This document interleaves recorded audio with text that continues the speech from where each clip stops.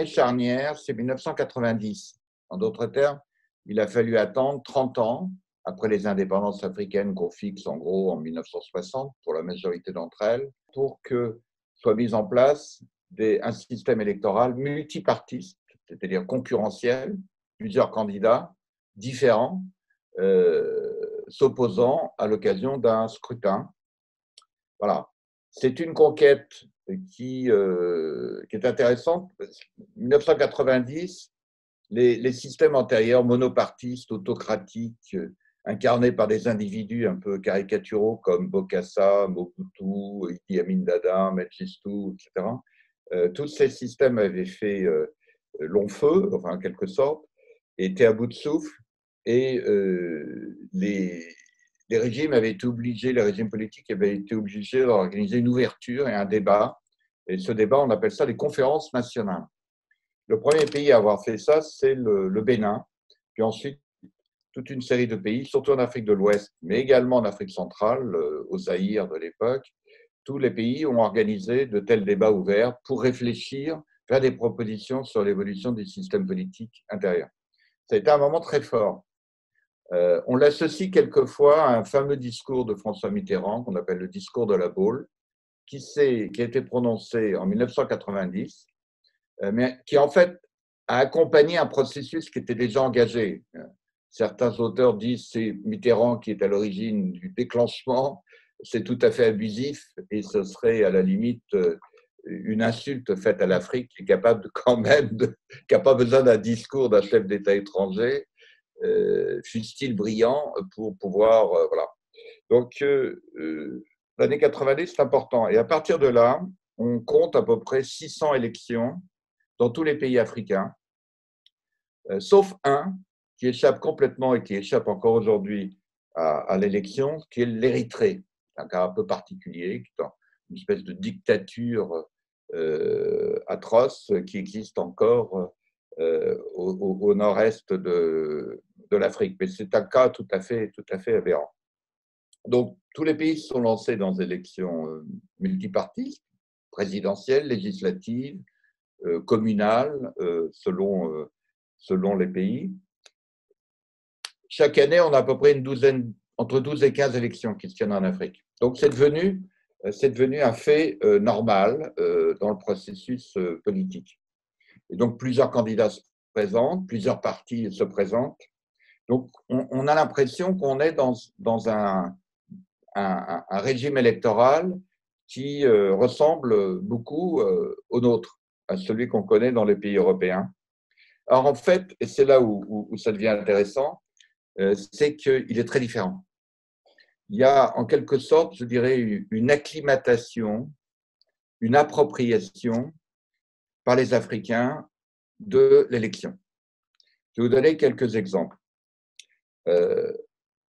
Le cycle électoral en Afrique est composé, comme en Europe, par un enregistrement des électeurs, un déroulé des élections et puis ensuite la proclamation, le traitement et la proclamation des résultats.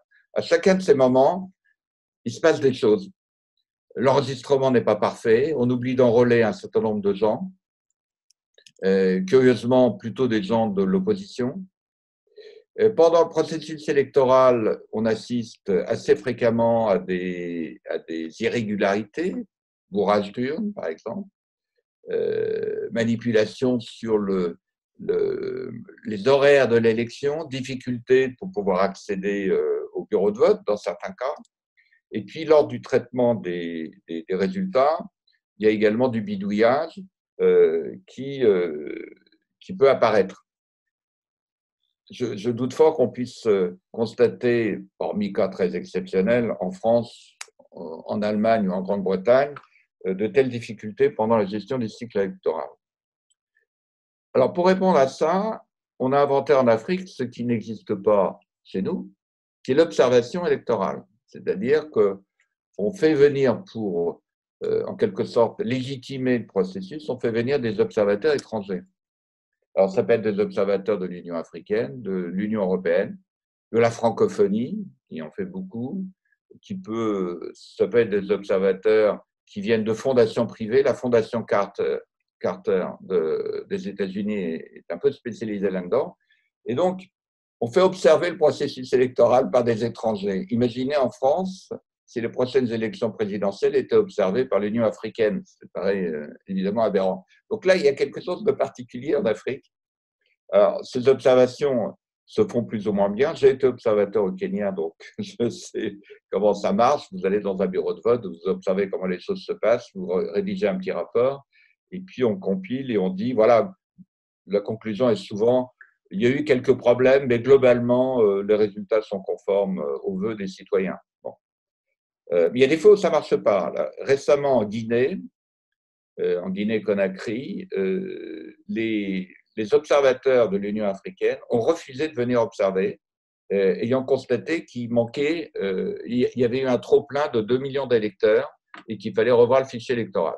Donc, il y a un petit peu d'indépendance maintenant des observations qui devient intéressant.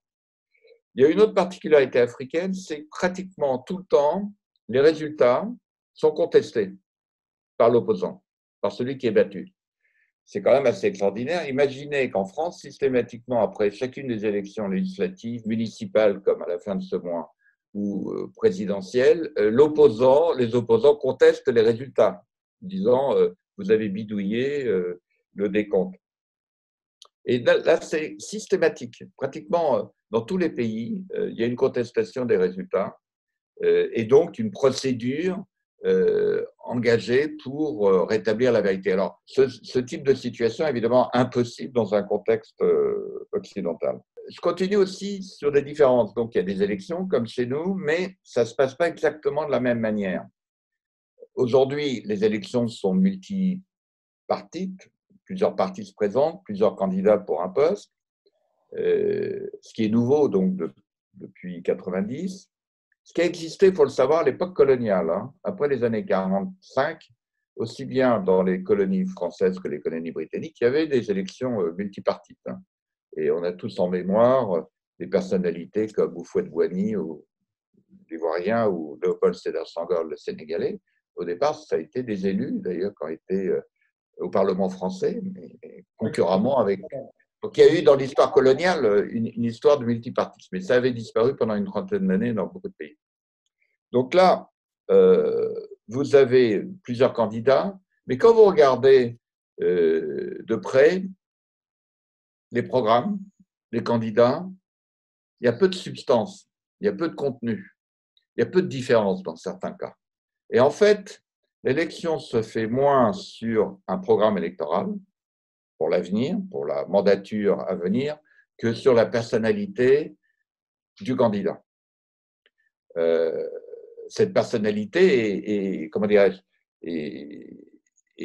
dépend aussi de son assise sociale. Il peut avoir une assise traditionnelle qui lui donne une certaine envergure.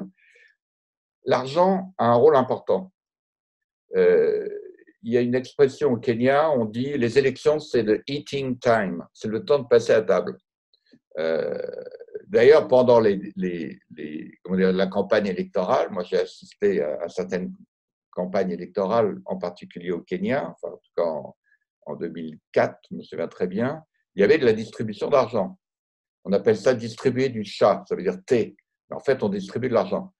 Ce n'est pas toujours très, très efficace, hein, parce qu'une fois que vous êtes dans l'isoloir, rien ne vous interdit de voter pour quelqu'un d'autre, sauf si il y a un contrôle à la sortie et que vous devez montrer le bulletin de celui pour lequel vous n'avez pas voté. Enfin, donc je pense pas qu'en Europe l'argent ait une telle importance. Il y a très peu de programmes différents. C'est plutôt une histoire de chef, pas véritablement d'idéologie de programme. Il y a peu de concurrence sur les programmes, c'est plutôt des concurrences sur les individus. Les fortes personnalités se présentent l'une contre l'autre, mais sans que l'électeur puisse être en mesure de dire un tel propose tel ou tel cheminement pour l'évolution politique, économique, sociale de notre pays, concurremment à un autre qui serait. Il n'y a pas de clivage. Le clivage droite-gauche qui nous est familier n'est pas évident dans le contexte africain dans la majorité des cas. Autre particularité, j'en ai encore deux, du système électoral africain qui le différencie de ce que nous connaissons, c'est qu'il y a très peu d'alternance. Les élections reconduisent très souvent le candidat qui était déjà au pouvoir. Les cas d'alternance véritables se comptent sur les doigts d'une main.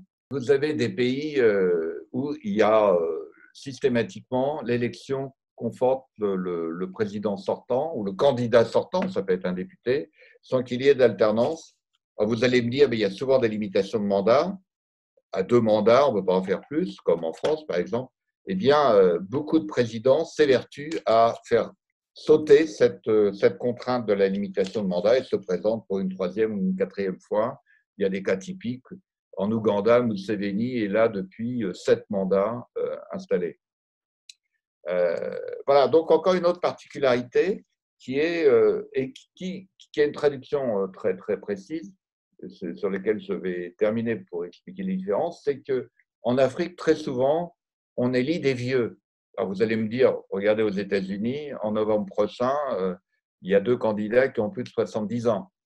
Mais en Afrique, comme l'Afrique est un pays de jeunes, l'écart d'âge entre les électeurs et les élus est terriblement important, de l'ordre de 35 ans. L'Afrique a 20 ans et a des présidents qui en ont 60, 70, voire plus de 80 dans le cas du Cameroun. Et donc, il y a une espèce de gérontocratie africaine, pas partout, mais qui est très largement installée.